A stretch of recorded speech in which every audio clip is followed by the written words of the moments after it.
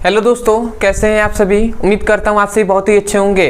तो आज के इस वीडियो में हम पढ़ने वाले हैं क्लास 12 रसायन विज्ञान का बहुत ही इंपॉर्टेंट टॉपिक जो है भैया विद्युत रासायनिक सेल। तो विद्युत रासायनिक सेल किसे कहते हैं, इसका परिभाषा क्या होता है उसको हम समझेंगे। दूसरे टॉपिक में हम देखेंगे भैया कि गैल्वेनिक सेल किसे कहते हैं, उसका परिभाषा क्या होता है उसको भी हम समझेंगे। और तीसरे में हम समझेंगे कि वोल्टेज सेल किसे कहते हैं, इसका परिभाषा क्या होता है, इसको भी हम समझेंगे। तो चलिए दोस्तों अपने टॉपिक को शुरू करते हैं। तो यहाँ पे हमने लिखा है विद्युत रासायनिक सेल और उसके बाद हमने लिखा है गैल्वेनिक सेल और तीसरे में हमने लिखा है वोल्टेज सेल। तो भैया यदि आपको इस तरह लिखा है तो आपको स्पष्ट हो गया होगा कि तीनों का मतलब एक ही होता है। मतलब क्या हुआ, विद्युत रासायनिक सेल को ही हम गैल्वेनिक सेल के भी नाम से जानते हैं या वोल्टेज सेल के भी नाम से जानते हैं। तो यदि कोई भी आपको हेडिंग वाइज दे दिया जाता है तो आप समझेंगे कि विद्युत रासायनिक सेल के ही बारे में पूछा जा रहा है, ठीक है। क्योंकि विद्युत रासायनिक सेल के नाम से ही इनका मतलब विद्युत रासायनिक सेलों को इनके नामों से भी जाना जाता है।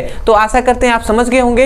तो भैया विद्युत रासायनिक सेल किसे कहते हैं, यदि इसके परिभाषा पे बात करें तो इसका परिभाषा बहुत ही सिंपल होता है। जो विद्युत रासायनिक सेल होता है ना, इसके द्वारा विद्युत जो रासायनिक ऊर्जा को हम विद्युत ऊर्जा में परिवर्तित करते हैं या बदलते हैं। मतलब विद्युत ऊर्जा को रासायनिक ऊर्जा में बदला जाता है किसके द्वारा भैया, विद्युत रासायनिक सेलों द्वारा। तो हम इसका डेफिनेशन ऐसे कह सकते हैं कि मतलब विद्युत रासायनिक सेल एक ऐसा व्यवस्था है, एक क्या है भैया, ऐसा व्यवस्था है जिसके द्वारा क्या किया जाता है भैया, रासायनिक ऊर्जा को किसमें बदला जाता है भैया, विद्युत ऊर्जा में क्या किया जाता है, बदला जाता है, ठीक है। तो उसे हम विद्युत रासायनिक सेल कहते हैं। तो इसका हमने डेफिनेशन इसीलिए लिखा है भैया कि विद्युत रासायनिक सेल एक ऐसा व्यवस्था है जिसके द्वारा रासायनिक ऊर्जा को विद्युत ऊर्जा में बदल दिया जाता है। तो यही है इसका डेफिनेशन। या गैल्वेनिक, अगर आ जाए आपसे कि गैल्वेनिक सेल किसे कहते हैं तो आप यहां से गैल्वेनिक सेल लिखेंगे कि गैल्वेनिक सेल एक ऐसा व्यवस्था है जिसके द्वारा विद्युत ऊर्जा को रासायनिक ऊर्जा को विद्युत ऊर्जा में बदल दिया जाता है, ठीक है। और यदि आ जाए वोल्टेज सेल तो आप लिखेंगे कि वोल्टेज सेल एक ऐसा व्यवस्था होता है जिसके द्वारा रासायनिक ऊर्जा को विद्युत ऊर्जा में बदल दिया जाता है, ठीक है। तो आशा करते हैं आप बात को समझे होंगे।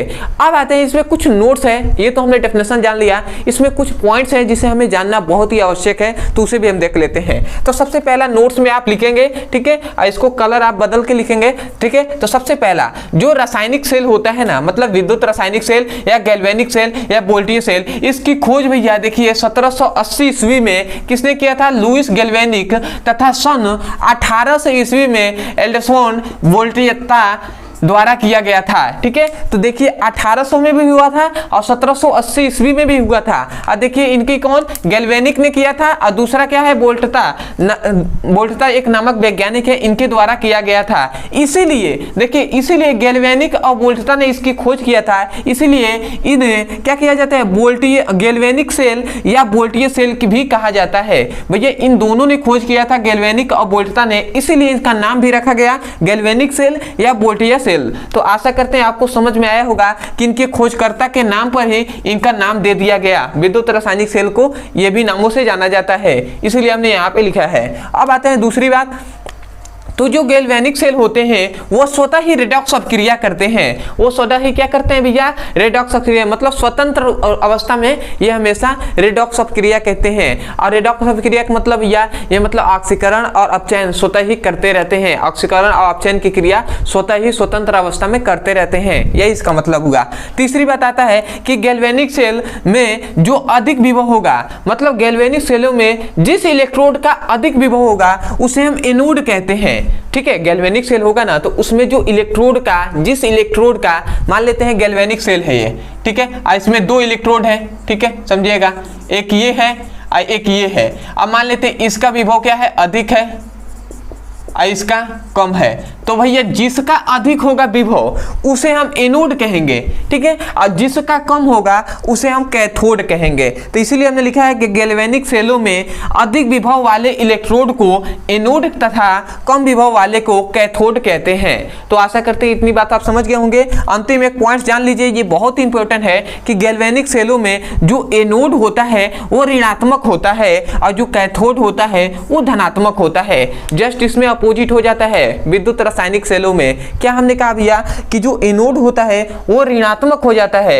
ठीक है, क्योंकि हमने बार बार आपसे कहा है कि भैया धनात्मक और ऋणात्मक पर हम ये नहीं कह सकते कि यदि वो धनात्मक एनोड है तो वो एनोड या कैथोड ही होगा, या ऋणात्मक है तो वो भैया एनोड या कैथोड होगा, क्योंकि हम उसको कह सकते हैं कि भैया जब तक हम जानेंगे जिस प्लेट पर या जिस इलेक्ट्रोड पर ऑक्सीकरण की क्रिया होती है उसे ही हम एनोड कहते हैं, जिसमें क्या अपचयन की क्रिया होती है उसे हम क्या कहते हैं, कैथोड कहते हैं। तो ये बात हमने बताया है न कि भैया धनात्मक और ऋणात्मक पर। तो आप इसको याद रखेंगे कि गैल्वेनिक सेलों में एनोड ऋणात्मक होता है और कैथोड धनात्मक होता है।